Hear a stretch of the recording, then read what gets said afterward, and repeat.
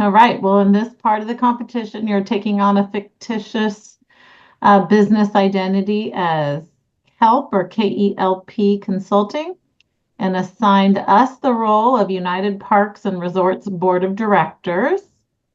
And so please make sure everyone knows who you are. And before you begin, you will have 25 minutes to describe legal, financial, and ethical dimensions, and then to recommend a solution that passes muster on all those three.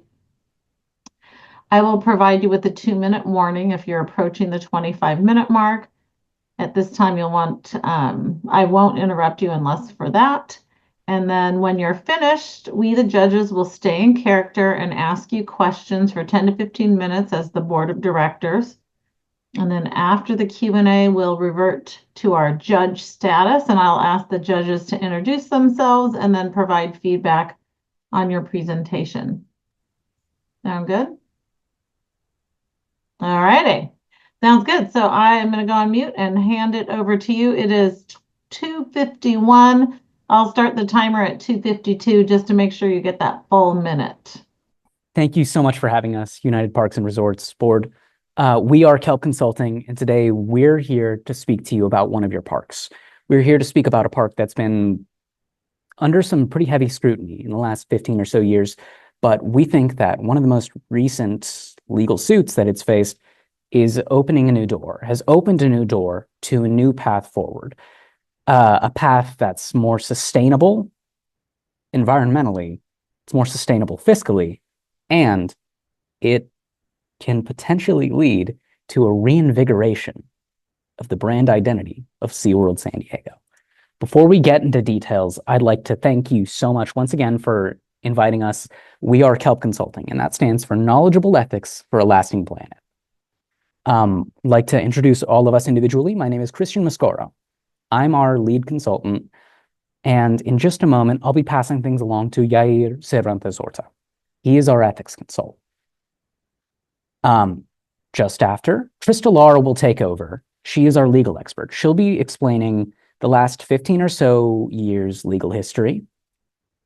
And then Arushi Patar, our solutions coordinator, and Tomohiko Ueda, our financial consultant, will address each of the issues that have been brought up so far and explain how our solution addresses all of them. Before we get into detail, I'd like to take us back. I'd like to make sure that we all see where this began. SeaWorld San Diego, in its origins, 22 acres. And from here, in 50 years, it became the face of ocean life conservation in the United States. But even representatives for the park have stated in the last 15 years, that reputation has come under fire. It's been challenged. It's slipped into something less favorable. And with legal challenges facing the park relentlessly, its future has grown less certain.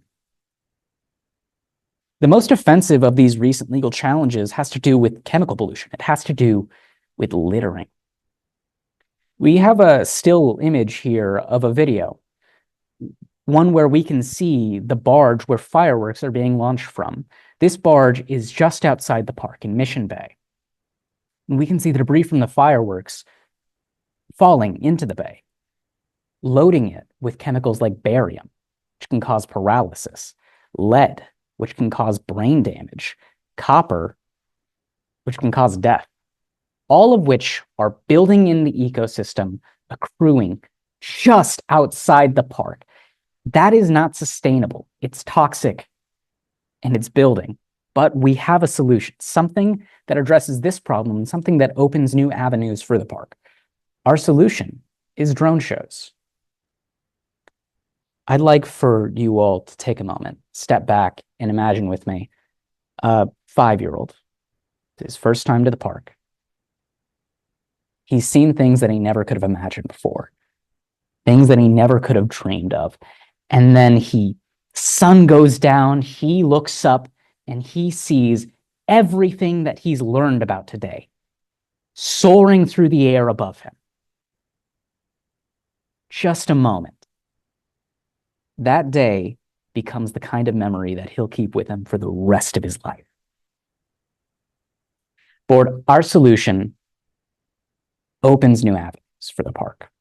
Our solution is more sustainable ethically. It's more sustainable fiscally.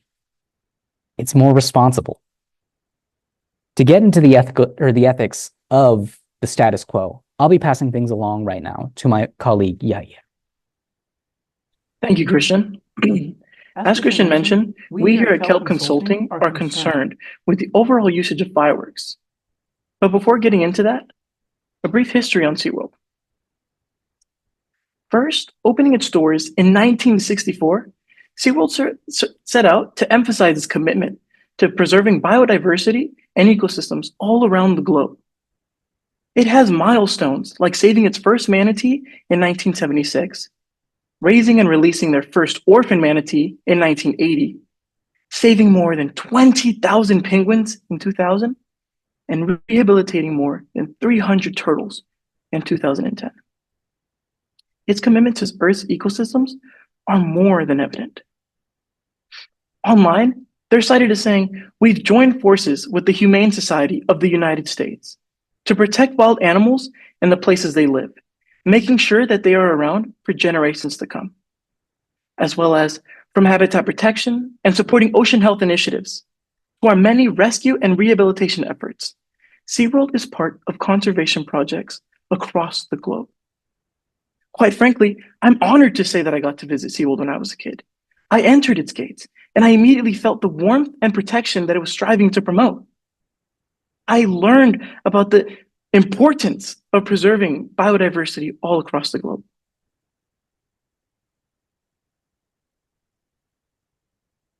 I'd like you to think of the young mind that sees those mission statements.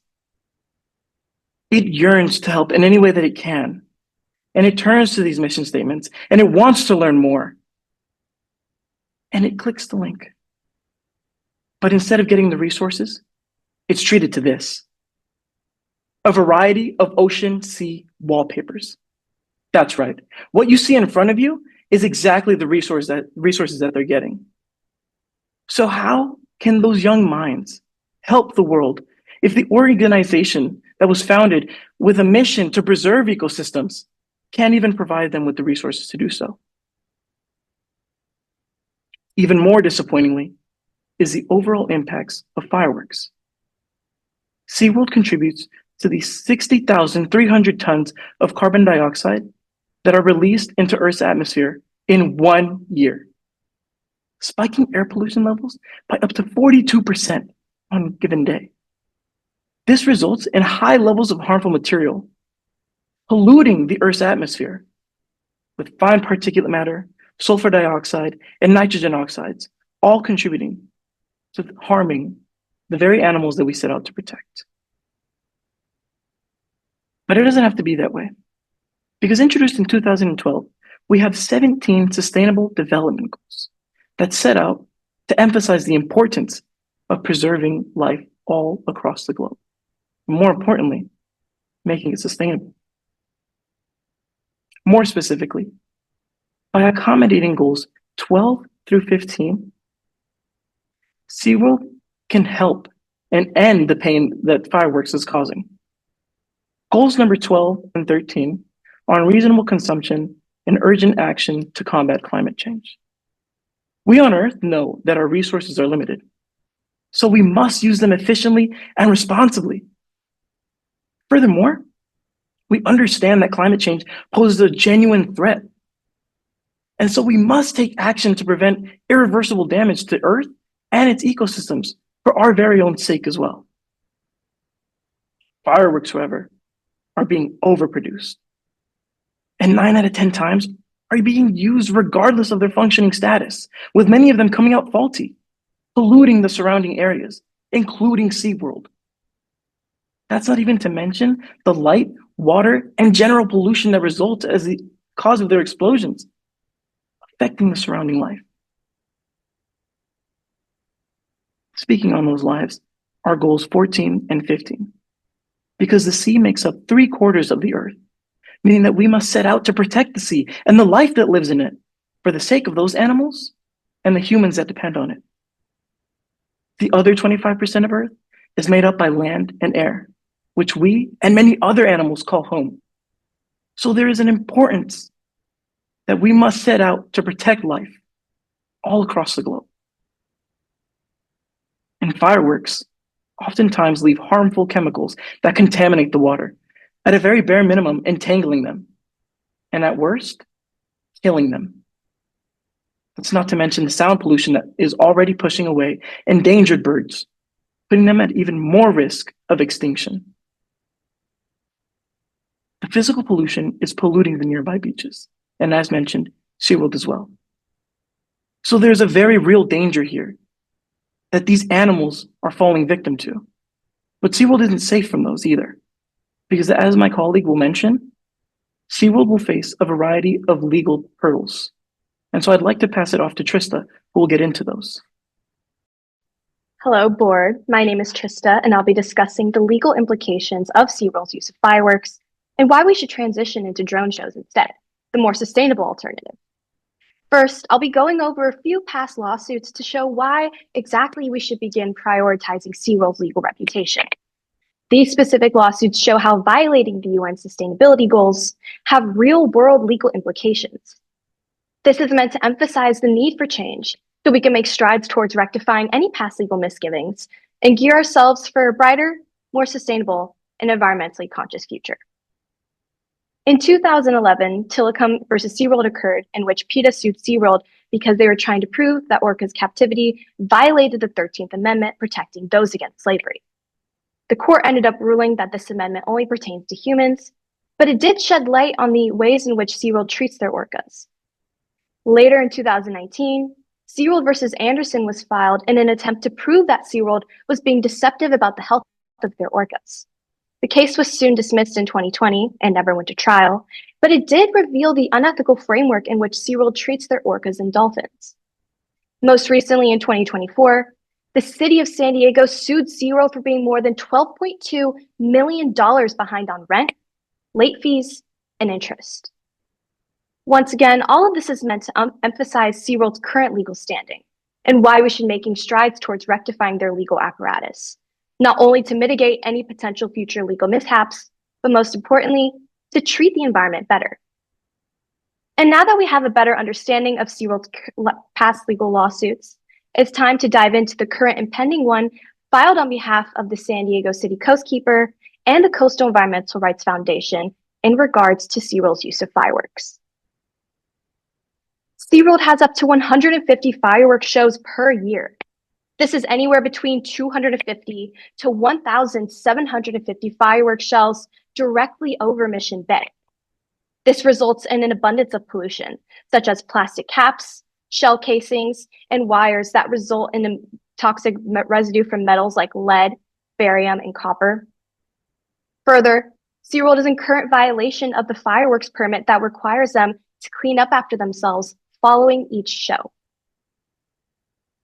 Here we can see the multitude of pollution left behind by Seaworld's use of fireworks, in direct violation of the fireworks permit that they're held to. Alongside this, we can see one of the many marine animals that has been disproportionately impacted and killed by Seaworld's use of fireworks.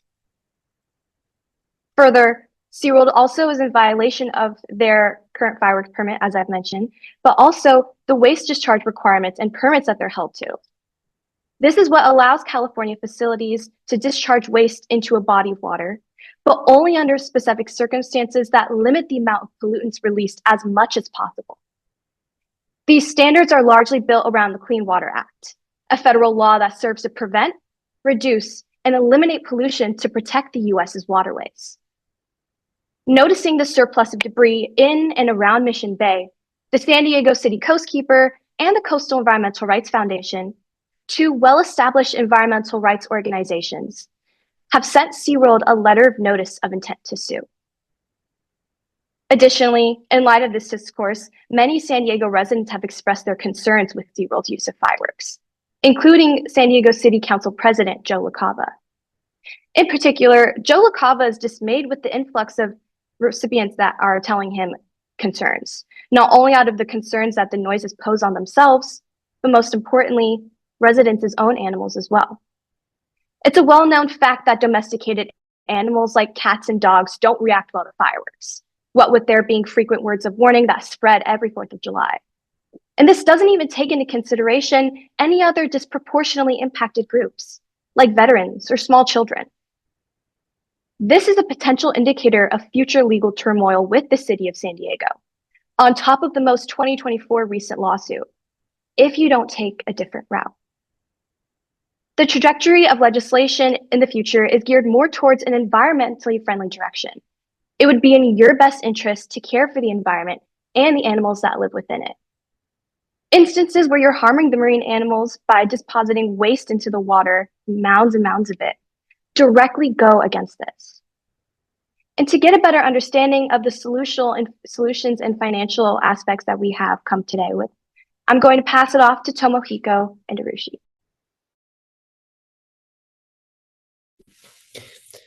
Thank you so much, Trista. Good evening, Board of Directors at United Parks and Resorts. My name is Tomohiko Ueda, and I'm the Financial Consultant for K.E.L.P Consulting. And my name is Arushi Patar, Solutions Coordinator of K.E.L.P Consulting. Together, Tomohiko and I will present our team solution. He'll first go over your current financial situation, and then I'll present our alternative to fireworks, drone shows. Then Tomohiko will discuss how much cheaper this alternative really is. Then I'll present a sample timeline for the implementation of drone shows, and Tomohiko will close us off with a discussion about further financial benefits. First, let's address the status quo and the current financial standings. Fireworks are expensive and come with hidden liabilities. At Seaworld scale, a single fireworks show costs between $10,000 to $15,000, including permits, insurance, cleanups, and pyrotechnics. This amounts the total cost to be $2 to $3 million per year for 150 shows. Additionally, Seaworld faces significant financial challenges due to reputational damage in the past. On August 13th, 2014, Seaworld for the first time acknowledged that their declining attendance was, among other factors, partially due to negative publicity related to Blackfish, a documentary documenting the negative treatment of sea life. Seaworld's stock price fell 33%, which led to a loss of $830 million in shareholder value. This underscores the financial and reputational risks that Seaworld faces today. With fireworks costing upwards of $3 million and potential environmental fines, the expenses add up. Past controversies such as Blackfish are proof that negative publicity could hurt revenue. A shift to a more environmentally sustainable solution could not only reduce costs, but also rebuild public trust. Now, I would like to pass it back to Arushi to propose a solution to a more sustainable future. Thank you so much, Tomohiko. Now, as we've established, fireworks are inefficient and problematic. They degrade our environment in a multitude of ways by releasing harmful pollutants into the atmosphere, by negatively contributing to pollution, and by harming wildlife, disturbing species in their natural habitats. And due to this, fireworks shows fail to meet several UN sustainability goals. And on top of everything else, fireworks are a huge detriment to your bottom line. But folks, we invite you to consider an alternative to fireworks shows, something that isn't quite as abrasive to the environment, something that's much cheaper to run, and something that could connect with more audiences at SeaWorld. We invite you to consider drone shows. So now, what are drone shows? Well, within a drone show, hundreds of drones are equipped with LED lights and sent to the sky to animate pictures and tell stories. This is all coordinated through the use of one computer program, which sends paths to the drones via radio signals. So now, what are the benefits of switching to drone shows? Why should SeaWorld make the switch? Well, to begin, drone shows are much more sustainable when compared to fireworks shows. They produce no smoke, minimal noise above the hum of the drones, and no litter. They don't release harmful chemicals into the atmosphere. They don't contribute to pollution because they don't produce waste. And they don't harm wildlife. So they're substantially better for the environment. Additionally, drone shows are much cheaper alternatives when compared with fireworks shows. Recall that every time SeaWorld performs a fireworks show, they must purchase an additional batch of fireworks. And per show, SeaWorld can use up to 1,750 fireworks shells. Drone shows, however, drones can be reused for up to 6 years. So this means drone shows are much cheaper to produce in the long run. Additionally, due to environmental restrictions, SeaWorld can only perform 150 fireworks shows per year, but drones don't face those same environmental restrictions. So SeaWorld can perform potentially more than 150 shows, again opening the door to more revenue. And lastly, drone shows provide much more increased versatility when compared with fireworks shows. Because unlike fireworks shows, drone shows have the unique ability to tell stories. So this opens up the possibility for themed drone shows. Picture on Valentine's Day, cute sea animals hanging out in the sky, or spooky schools of fish on Halloween. The possibilities are boundless. And it's important to note here that this increased versatility can lead to increased accessibility of drone shows, again, when compared with fireworks shows. Because families or individuals who couldn't otherwise attend fireworks shows due to noise pollution, like individuals with PTSD, ex-veterans, families with small children, or families with cats and dogs, drone shows they can attend and they can potentially connect with to a much greater extent. And this would broaden the scope of SeaWorld's audience. Now, SeaWorld has attempted to run drone shows before. Back in 2019, they test ran a set of drone shows during the summer. However, at that time, drones were in a highly experimental phase. They were very expensive and they were new. And additionally, circumstances due to the coronavirus pandemic limited SeaWorld's ability to fully implement drone shows. So at the time, they ceased the production of drone shows. But it has been half a decade, and now drones are much cheaper and more accessible. And so, in 2025, SeaWorld is ready to take that step and invest in drone shows once more. Now, I will pass it off to Tomohiko to discuss how much cheaper drone shows really are. Thank you so much, Arushi. Now, not only is this a great ethical and 2-minute environmental... warning. Sorry, Tomi. Oh, okay. Thank you. 2 minutes. Thank you. Mhm. Now, not only is this a great ethical and environmental solution, but it's been proven... Not only is it a great ethical and environmental solution, but it saves SeaWorld millions.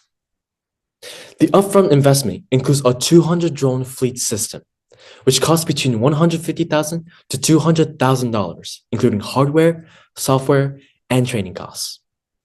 We also estimate $50,000 to $100,000 in creative design costs, which tailors SeaWorld shows to SeaWorld's themes, such as marine life and conservation stories.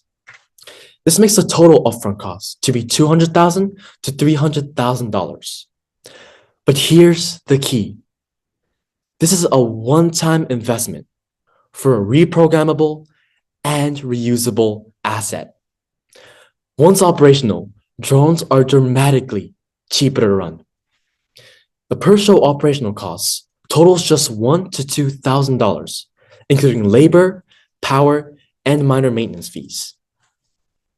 This makes the yearly operational costs to be $200,000 to $400,000, a 90% reduction compared to fireworks. Additional savings include permits. Fireworks require environmental approvals, but drones only need airspace licenses, saving more than $50,000 per year. We also estimate savings of $20,000 to $50,000 on insurance due to lower risks, leading to lower premiums. According to Tom Dolan, CEO of Bright Flight, which hosts drone shows for companies like BMW and Bass Pro Shop, an all-inclusive contract of 200 shows per year would total just $1 million. This makes the annual total savings to be $1 to $2 million for an additional 50 shows. Now, let's talk about ROI. With total costs of $600,000 and savings of up to $2 million, the payback period is just under 4 months. After that, it's pure savings. For context, Legoland, Florida recouped drone show costs in under 3 months and now saves $4 million annually. Disney Springs, a 120-acre outdoor mall owned and operated by Disney, decreased nighttime show costs by 80% while boosting guest satisfaction. Now, I would like to pass it back to Arushi to explain the optimal course of implementation for your drones.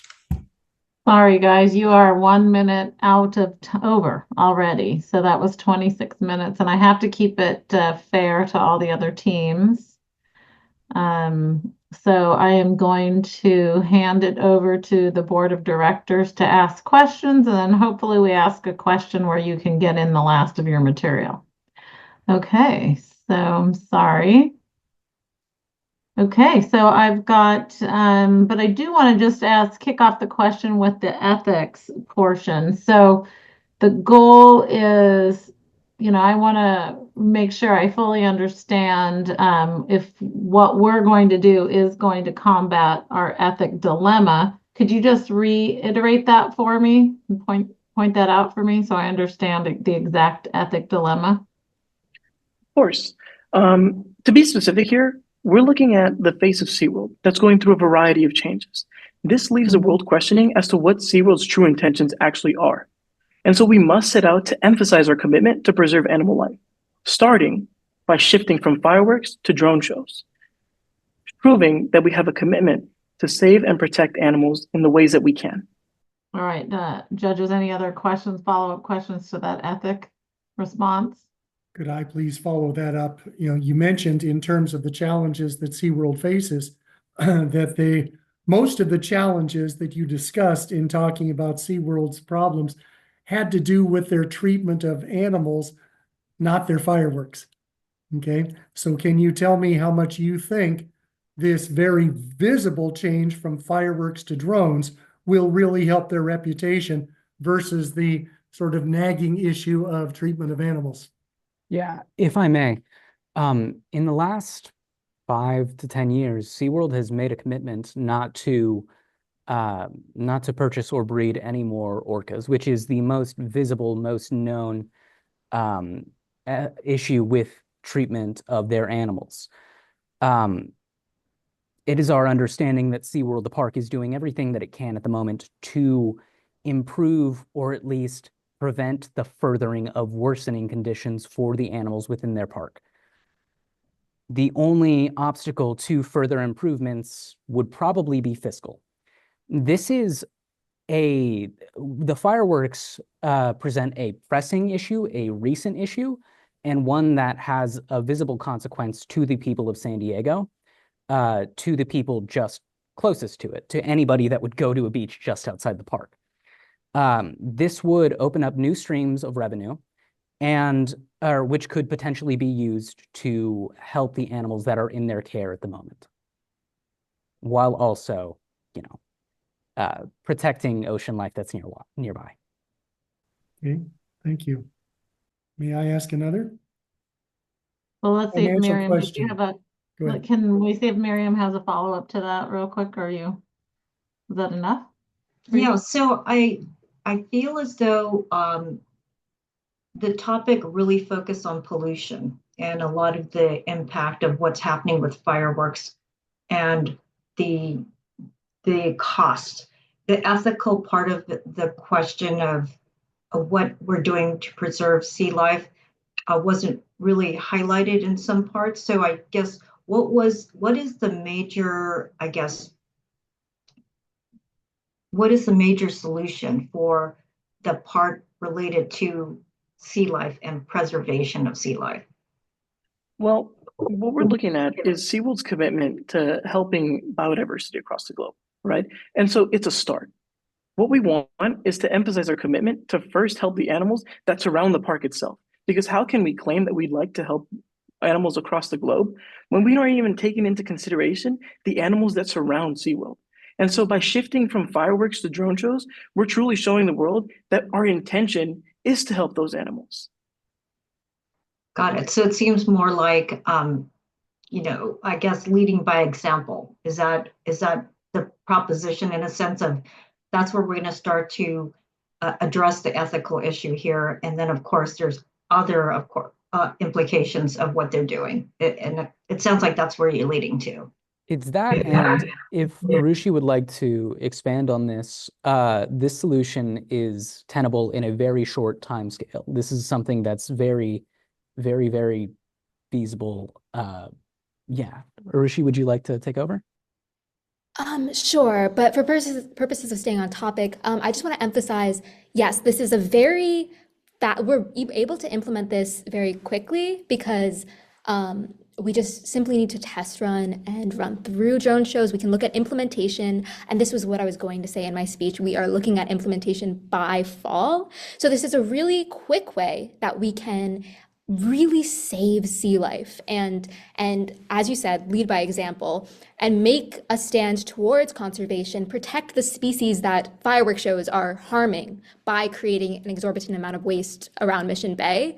So yes, this is something that we can implement very, very quickly, and we can most certainly see dramatic impacts and sea life conservation as a result. And I do have one follow-up, if I may, based on the quick turnaround. As a board member, I have concerns about being able to pay for the upfront cost because of how much we owe for the lease. It sounds like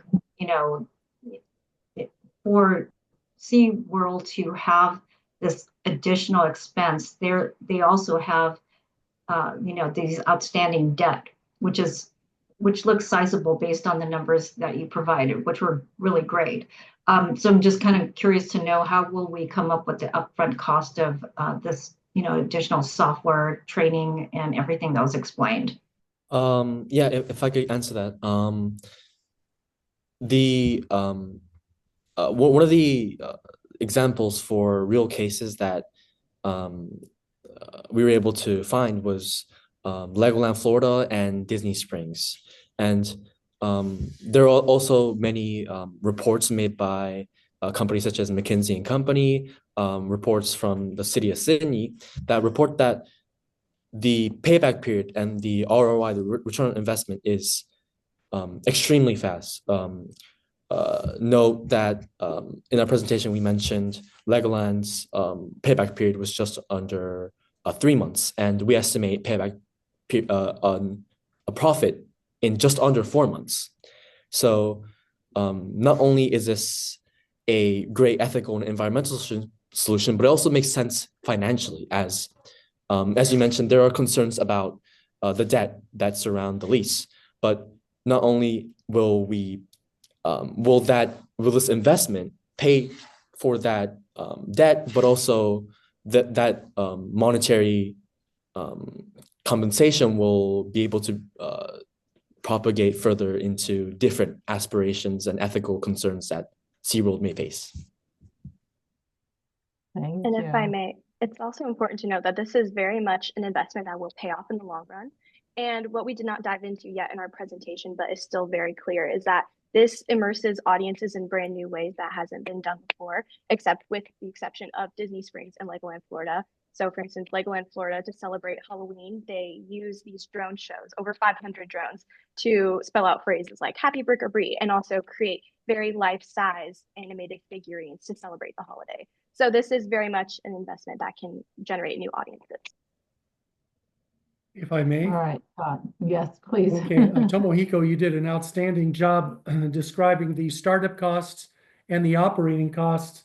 Could you tell me what kind of a footprint we would need to allocate to this for storage and a repair shop for these drones? How much of our park are we going to have to set up to be able to store these things securely and to be able to repair them and be able to have enough range to be able to fly them out for the show? Do you know that offhand? First of all, thank you so much for the compliment. It's a really great question. We also had this in our minds, and we were concerned about this. So we were able to contact Tom Dolan, which is the who's CEO of Brightflight, and he was able to, although this is still a growing industry and this is very still hypothetical, he was able to provide us with some information on how they would kind of repair the drones, how we would store them. He was able to explain that he would be a third party kind of entity managing all the drones. Seaworld would be faced with the upfront investment of $1 million, as he explained, and they would handle all of that on their own, and Seaworld would have to worry about none of that. And as for the repairs and the storage, there would be a 200 drone fleet system, as I explained, but there would also be a backup of a plethora of drones. There might be a 10% that are down for repairs at any one time. Mm-hmm. And yeah, there would be, I believe he explained that there would be like 200, like hundreds of drones in backup. So that would never be a problem. We can, if it's a show longer than, let's say, 10 minutes or 15 minutes, a new fleet of drones could also rise up and replace those who have lost battery. Good. One more thing, we'll need your help to get clearance from both the FCC and the FAA. We've got San Diego Airport 5 miles away. And so, fireworks, as terrifying as they are, they don't emit radio frequencies, but drones do. And fireworks aren't likely to get sucked into an airplane engine. Drones might. So we'll need your help to consult with the FCC and the FAA in terms of plane routes and communications frequencies. Good point. And of Anna, course- I see Oh, you're go ahead. able to, go ahead. Sorry, Christian. I noticed that Anna joined, and so you may have a question, but let Christian answer Scott's point, and then you can hop in, Anna. Okay, go ahead, Christian. Oh, I was just going to add, yes, we'd love to help in that respect, or with that specifically. And as for danger of physical interaction with planes, all we need to do is maintain the drones below a certain elevation. Yeah, that, and as long as we're willing to coordinate with the local airport to only host our shows between X and Y time period, yeah, it seems very, very tenable. Yeah, we'll have to do that before we get started rather than later. Right. And of course, we would expect a 2 to 3 month testing period for this. Okay. And to add one more to this point about the airspace, are there any upcoming threats that we can see that might cause some regulation issue around drone usage in airspace, and other potential issues that may come across where we have to research a little bit more in terms of that usage and that number of drones in one space? There's nothing that we've found. Oh, was that? Go ahead. No, I was just trying to prod you to answer, but you got it. Thank you.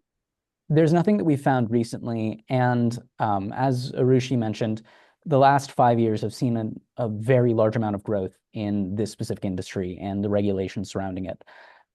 So for potential future issues regarding the legality of drone shows, regulations surrounding them, we have not seen anything specific on the horizon.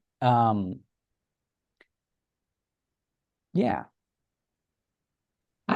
I just I think about neighborhoods too, and frequency of shows. So that's why I brought it up as well, because if it becomes something more frequent, if it becomes larger than what like a fireworks show would be, what are the controls? And I'm sure there's going to be some regulation somewhere. So just curious to know if there was anything that you're aware of.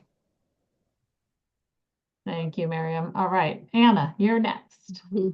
Thank you, guys. My question is about, it's actually twofold. As a board member, my first and foremost commitment is to the preservation and safety of animals. So I love the presentation about that. And have you guys looked into what kind of programs you can come up with to promote the cleanup effort for the fireworks show? I'm not thrilled about jumping into the drone. To Scott's point, there's cost implications for storage, the energy to power up the batteries and so forth, and all the permits with the FAAs. But what I really would like to see is, because SeaWorld is such a dear adventure park for people, I don't see, or have you seen the correlation of how many people actually attend because of fireworks versus for seeing the attractions of SeaWorld, actual animals? So I'm thinking, in order to boost sales and tickets, if we can start promoting more about the cleanup efforts and then look at a plan to switch over to drones, or reduce number of shows, or maybe have ways to select folks who are very interested in seeing fireworks shows versus those that are not interested in seeing fireworks. I'm not sure what the schedule looks like.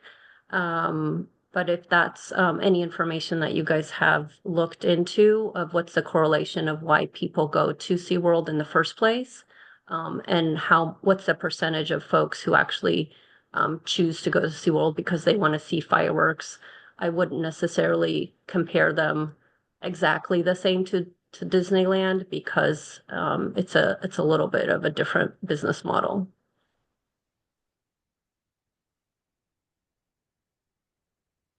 Did you guys get a chance to look into that? Yes, Trista? No. Sorry about that. I was going to speak. You're- So it was a very great question that you asked, because we truly are concerned with the implications that fireworks hold. And so what this allows us to do is tackle two birds with one stone. Because as you mentioned, how many people are actually going to SeaWorld for the fireworks? And how can we use that to supply something for our target audience? And I think that we can address that in our transition from fireworks to drone shows. We can tell the world, hey, we're doing this. And we can provide a commitment to actually clean up the beaches that surround the area while we're transitioning to drone shows. Because if we continue to use fireworks, we're just cleaning up a process that continues to pollute the beaches. And then it becomes an endless cycle. But using this transition to promote SeaWorld, we can boost our audience while actually preserving our mission. The other benefit of a One- fireworks one- show or a drone show, whichever one it is it keeps people in the park. They might have left at 6 o'clock, but if the drone shows at 8, that's another 2 hours of merchandising and food services, and that helps the per capita for the people operating the park. And Thank you. if I may just add to that, as Anna, you mentioned we definitely agree that Disney's plan or marketing strategy, or their how they operate is definitely different from SeaWorld. But it's I think nonetheless important to recognize that they were able to increase their after hours nighttime attendances by 15%. And on top of that, the Dronel, a research firm for drones, were able to conclude that the entertainment drone sector is growing at a 24% compounding annual growth rate. And as Judge Scott was able to show us that, yeah, it definitely leads to more attendances and more capita based on the drones that start at nighttime. Yeah. So for sustainability purposes, because I think this is kind of the preservation, and what I would like to see as a plan for drone recycling, because obviously this is very new, and what that would look like, because we're essentially going from fireworks and dealing with an issue we have, but we haven't we don't really have a plan of what it's going to look like for the drone recycling and all the parts and components and so forth, and any contingency plans if something goes wrong with a drone fireworks show. True. So we'll make sure we get that from them as a follow-up. It's a good idea though, Anna. Thank you. We're almost out of time for being our role, unless you guys have any other pressing questions as the board of directors. Okay. So what I'll do is I'll just go through, I'll start with Scott, then I'll go to Miriam, then Anna, then to me. Scott, please let them know what your role is and give them some feedback on their presentation. Thank you. My role in real life, you're saying? Yes, Okay. yes, yes. I'm a clinical associate professor of strategy management and business ethics. I'm semi-retired, so I'm not teaching as much as I used to. Did you want me to give them feedback now? Yes, please. Thank you. Okay. Very good presentation. And the reason you ran out of time was because each word and each sentence was incredibly effective. Compared with most of my undergraduates and many of my MBA students, you guys know how to present. And you don't rush through this, thing in your head and rush through it, and your sentences don't go up at the end. And you paused and you gave time for us to soak in every single one of your words. So if you ran out of time, that's a trade-off I'm willing to take, given the fact that the presentation that we got to hear was so effective. So it was really good. The slides supported your work extremely well. Some students forget that the star of the show is the student. The slides are there to support them. You guys got the order right. Arusha, one thing that I would add for you, did I get that right? Arushi. Yes, yeah. Your bio says that you're not a business major. Never use the word cheaper when you're presenting to a business audience.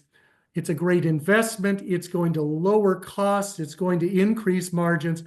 But so many people, especially if they're board level, they're going to be 40s and 50 years old. They hear cheaper and they hear the word cheaper and they will think lower quality. Mhm. So just avoid using that. I apologize for calling that out, but it's kind of important. No, that is important. Thank you. Thank you. Thank you. If I may say something, I know we acknowledge that our presentation went a little bit over the time. Part of that was because we were under the impression that there was a 5-minute grace period, but I hope that you guys enjoyed the presentation that we. Thank you. All right. Thank you so much, Scott. Anything else? Nope. Okay. We'll send it over to Miriam. Yes. So my background is primarily in finance. I've been in asset management, in the toy industry, in auto finance, and then also in HR. So right now my title is VP of Finance and HR for a software as a service company. And I am so impressed with your presentation, all the way from the start. You grabbed us with a hook, making sure we understood what you were saying by providing those visuals from the get-go. You had amazing transition and storytelling capabilities I don't typically see in an undergraduate program such as this. This opportunity for you is, I think, going to open doors wherever you end up. I know this is part of this presentation for this specific purpose, but all of you did such a great job overall. I mean, you were all so well spoken. Your examples were great. I looked a lot at the financials, and even though it was brief, it was to the point. And I focused a lot on what was the message here. You covered the ethics, the legal aspects of it. I mean, really comprehensive. And you knew some of the legals cases. You cited them in a good summary where we understood exactly what it meant. And then you moved through each part of it. And I wish I could have seen, the conclusion and saw the implementation plan. But overall, I'd say that really had a good balance. And the confidence you held and professionalism was very good. So big accolades to all the work you put into this presentation, really one of the best ones I've seen. This is my 4th year working with this volunteer judging. I used to do judging at one of my roles was in innovation. And so I would do this on a corporate level at Toyota. And so just hearing your ideas, it's great. I love it. I think it's such a great purpose too. Some suggestions, I would say that you know that you're well aware of the time constraints. I think it's a great skill to be able to do this. Transition presentation in front of a board member. I've done this many times as well, and they don't have an attention span, most board members. So it's got to definitely be a little bit quicker. But you know, everything went so well. You had great punchlines. There was a lot of information you provided.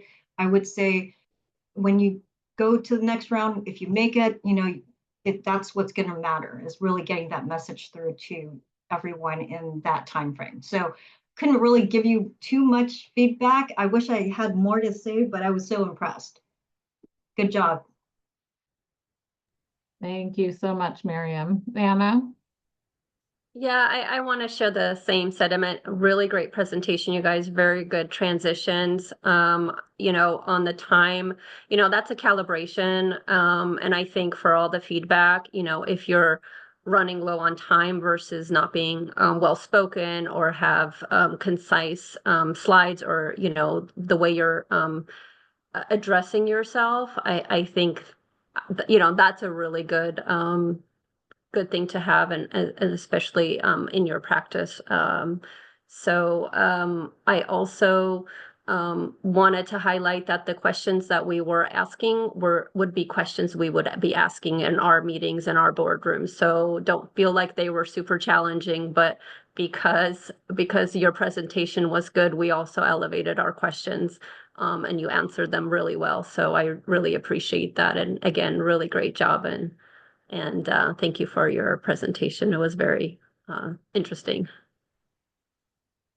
I appreciate that. Yes. Good job, guys. My name's Christine Machado. I just recently retired from basically operational excellence role, and just going into different departments and improving them, right? Making them successful. And I also worked as the executive for the appraisal department for Bank of America, and then a former bank, Washington Mutual, you probably haven't heard of.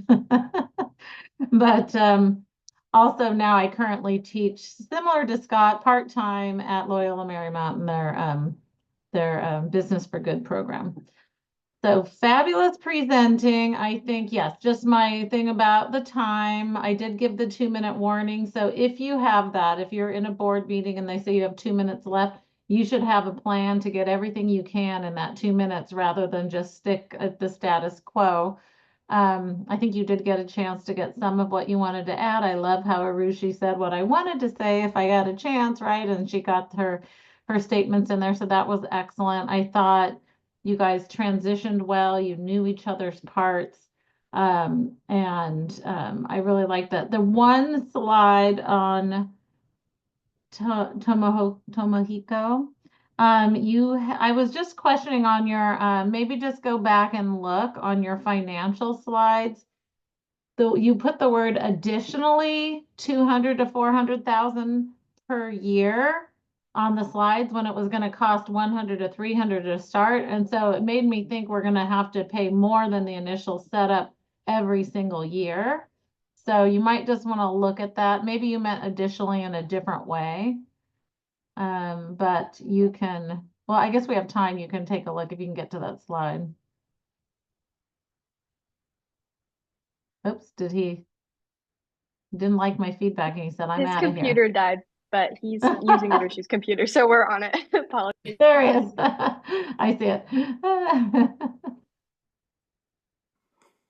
Sorry about that. That's okay.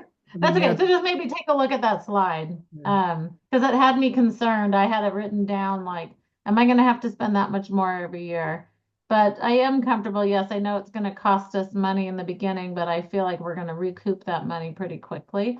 So I would recommend a graphic, a slide, with the showing the cost of the fireworks going up and the drones, tapering off and showing actually that we would make money. And I think that would have helped answer Anna's, Miriam, and Scott's question like mine. So, Thank you. Yeah. all right, thank you guys. Go ahead. Go ahead, please. Can I add one more point too? Sure. I know as a board member, I would absolutely ask, how are we going to raise that money for that? Yes. Yep. All the costs involved for the drones and all the software, that is 100% a legitimate question that's going to be asked. So I would make sure you try to get an answer. And if you need some advice, you can ask, but it could be like, oh, well, we have available loans or lines of credit, or there's some way we have an interested investor who's going to provide us with upfront capital, something to that effect. That'll definitely solve that problem. So make sure that gets answered. Yes, or the drone company would provide a credit Yeah. just to get the continued contract. Yeah. Yes, agreed. SeaWorld would be a big demonstration project. The drone company would love to be able to say we're there. They would rent Yeah. everything to you or lease it at a reasonable cost rather than forcing you to eat the whole upfront cost. Agreed. By the way, Yeah. you people, as you were speaking, very often people sort of, no pun intended, drone on at the same pitch. Yeah. You people, your pitch was changing, your volume was changing, and Yeah. you left time for emphasis by not saying anything. You were really effective speakers. It's a pleasure to listen to. Yes. Yeah, I have a special note that Trista did an exceptional job at that. So good job. Thank I you know so you all much. did well though. You did. Yes, you did. All right. Thank you guys so much. Best of luck to you. You're going to do fabulous. And I appreciate all the judges too. Thank you.